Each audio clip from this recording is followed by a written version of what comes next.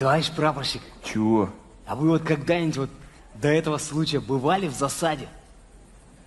Было дело. Расскажите, а? Так, ничего я мне расскажу, это военная тайна. Ну что ж военные, от военных какие тайны? Ну, расскажите, а? Я вам бутерброд дам. С ветчиной? Пока да.